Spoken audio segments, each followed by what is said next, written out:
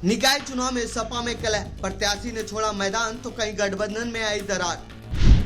क्या सपा के बागी निकाय चुनाव में ले डूबेंगे अखिलेश को? क्या 2024 का सेमीफाइनल बागी नेताओं की वजह से हार जाएंगे अखिलेश? यूपी में इन दिनों निकाय चुनाव की तैयारी जोर शोर पर है। सभी राजनीतिक पार्टियां अपना अपना समीकरण साधने में लगी हुई हैं। इसे लोकसभा चुनाव 2024 का सेमीफाइनल बताया जा रहा है, लेकिन समाजवादी पार्टी के साथ कुछ सही होता हुआ नहीं दिख रहा है।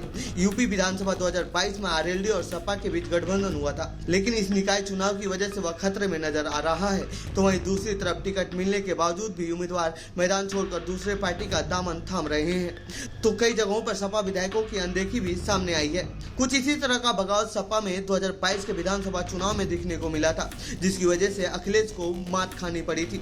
तो आइए जानते हैं इस रिपोर्ट में, क्या निकाय चुनाव में अंतर्कलह की वजह से अखिलेश को खानी पड़ेगी मात।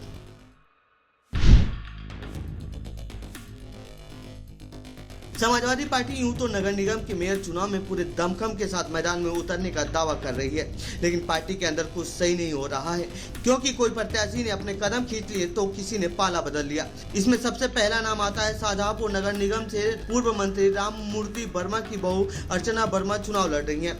अखिलेश यादव ने इन्हें पहले टिकट दिया था, लेकिन अब वो टिकट छोड़कर बीजेपी के टिकट पर अपनी किस्मत आजमा रही हैं। इससे सपा को बड़ा झटका लगा है, जिसके बाद पार्टी ने माला राठौर को अपना प्रत्याशी बनाया है। इसी तरह से बरेली नगर निगम के लिए सपा ने संजीव सक्सेना को मेयर प्रत्याशी बनाया था। सक्सेना ने नामांकन भी दाखिल कर दिया था, लेकिन पार्टी ने टिकट बदलकर डॉक्टर IS तोमर को चुनाव लड़ाने का निर्णय लिया है। ऐसे में अब संजीव सक्सेना को पीछे हटना पड़ेगा।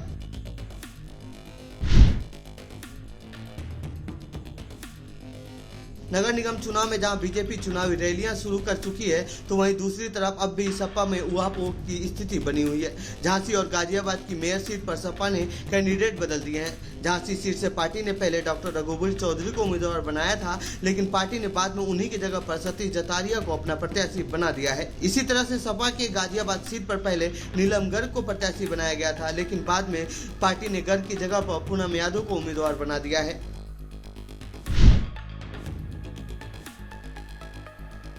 यही नहीं, कानपुर में सपा पहले पार्टी के विधायक इरफान सोलंकी की पत्नी को टिकट देना चाहती थी, लेकिन वो तैयार नहीं हुई तो विधायक अमिताभ वाजपेयी की पत्नी वंदना वाजपेयी को उम्मीदवार बनाया गया।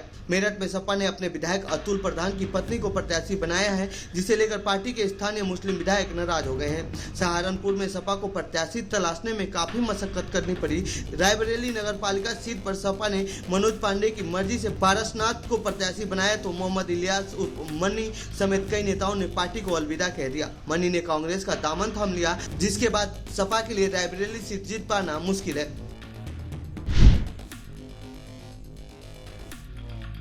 यही नहीं, मेरठ की मोहाना नगर पालिका परिषद में सपा और आरएलडी में मूंछों की लड़ाई शुरू हो गई है। ये लड़ाई अब सपा और आरएलडी के बीच बड़े सियासी महासंग्राम की शुरुआत करवा सकती है। सपा ने पहले प्रत्याशी का सिंबल वापस लिया, लेकिन डैमेज कंट्रोल का ड्रामा कुछ देर बाद ही खत्म हो गया और सपा ने आरएलडी को सीधे चुनौती देकर दूसरे प्रत्याशी को टिकट देकर मैदान में उतार दिया। इससे पश्चिम में जयंत और अखिलेश फिर आमने सामने आ गए हैं और ये रात बीजेपी के लिए फायदे का सौदा है। तो ये थी निकाय चुनाव को लेकर सपा में जारी उठापटक से जुड़ी हमारी रिपोर्ट। आपको कैसी लगी ये रिपोर्ट कमेंट बॉक्स में बताएं। साथ ही इस पूरे मामले पर आप क्या कहना चाहते हैं कमेंट बॉक्स में लिखें। बाकी देश दुनिया की खबरों के लिए बने रहिए जनसत्ता के साथ। धन्यवाद।